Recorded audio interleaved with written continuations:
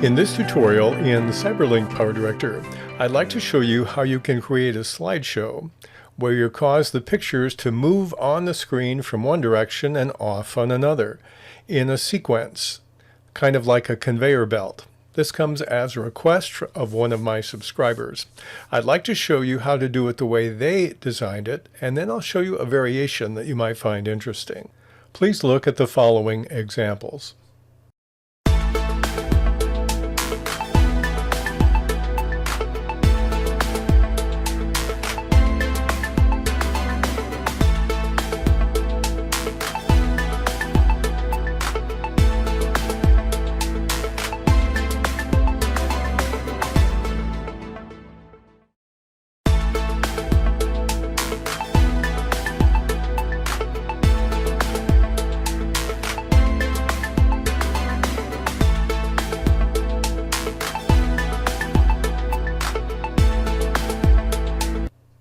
So the first thing we're going to do is put a background, and so I'm going to move and click on in the media room on the little blue diamond, open up my color board options, and we'll go down to one that is a little bit of a gradient. I'll take this one here, drag it to this track.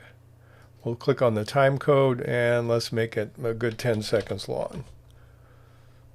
Now let's make it longer than that. I'll just stretch it out for much longer than I need.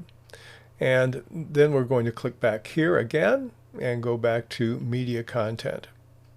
Next thing I want to do is take my slides for my slideshow. I just have 9 random ones here. And I can determine how long I want them to take to get across the screen by their duration. Now you can control the duration by clicking on the gear in the upper right corner. And I can click on editing. And here's the duration in seconds.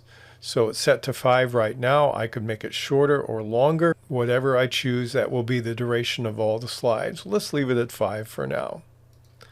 And so we'll take them and we'll move them across the screen. I'm going to take and drag here.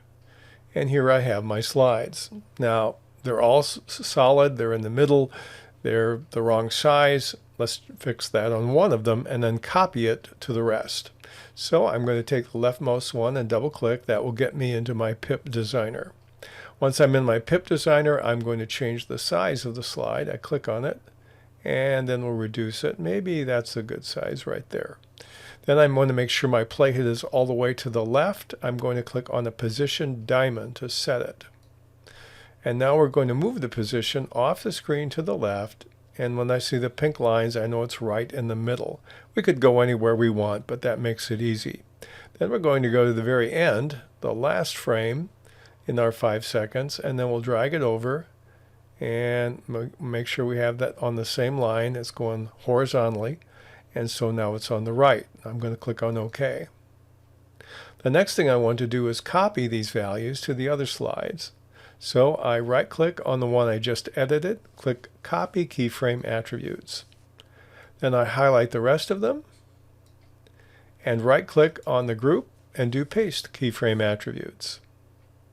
And now if we want to play the ones that we've done so far, there's the first one taking 5 seconds to move across the screen, and then the second one and the third one in line.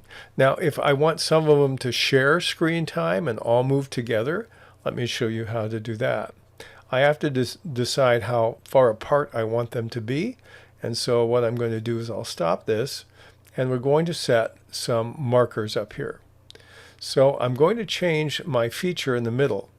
If I click down here, it moves me by frame. I want to move by second.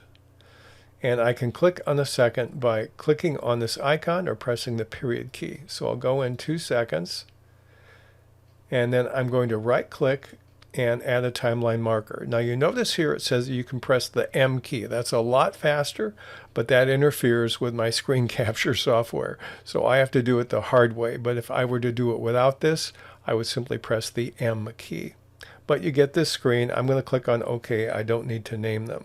Now I'm going to press the period key twice, and we'll do the same thing, clicking on OK. And I'll just set a bunch of these.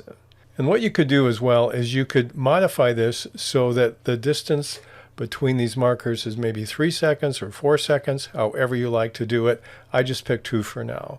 But what I need to do now, if I'm going to change this, is I have to stack these. So I'm going to take these and stack them one upon another.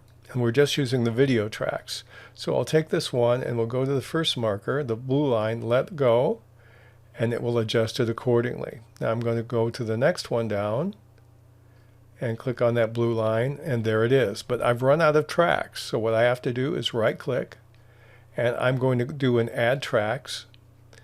I'll do 0 audio, and I could do up to 99 video tracks totally, but I'll just type in 12. So that'll give me plenty to work with. And I think I moved that, I moved these guys down. I didn't intend to do that. So I clicked too fast, so we'll just drag them up and then resume what we were doing here. Okay, so now they're back in place again. Let's take the next one and move it, and it will stick to that little marker line, and we'll go down with the next one. And we start at the beginning. We're playing it all the way back. Let's see what it looks like in this case. So they're evenly spaced, they're moving it the same way from left to right. And of course the number of seconds you put between them is the amount of space you're going to have between the pictures. You could go frames rather than seconds and tighten it up, but that's a simple way to do that. Let me show you a variation in this that you might find interesting. What I'd like to do now is change the way the first one works and then copy that. So let's take the first one, go back into our pip designer. We know we have 5 seconds to work with. Okay, so I'm going to change the keyframes. I'm going to move over here 1 second, press my time code, and let's say at 1 second I want it to go this far. And I want it to get bigger. So what I'm going to do is, since I'm messing with scale, I'm going to go back to the end and take a scale and put a diamond there at the beginning. I'm also going to change the rotation. Put rotation. Now I haven't changed anything yet, but I've gone over to this keyframe. And here I'm going to change the scale. We'll change it up to get this big. And then I'm going to move over here. Go 3 seconds. I use my time code here so I can be precise. Press enter. And then here I'm going to take the scale maybe back down a little bit. And that changes the scale back down. So it will get larger here and then smaller here. Now let's do rotation. I'm going to go down to rotation and set a rotation value. Now the rotation value is 0 here and 0 here. But when I get to the last part of it, I'm going to have it flip out. So I'm going to the very end. And by the time it gets off the screen, I want it to rotate 360 degrees. So I'll go over to the left side. I'll type in 360. Press enter. And it will do a one rotation. Now let's see what that looks like. Now watch, we're just going to look at the first slide now. I'll drag down and we'll start at the left side and we'll play this. It gets bigger, smaller, and then flips out. Okay, now if I want to make that normative for all of the slides, all of the individual pictures, all I do is the same thing. I right click, copy keyframe attributes, and then I highlight as many of these as I can at once, right click, and we'll do paste. And we'll do the bottom ones here, right click, and we'll do paste again.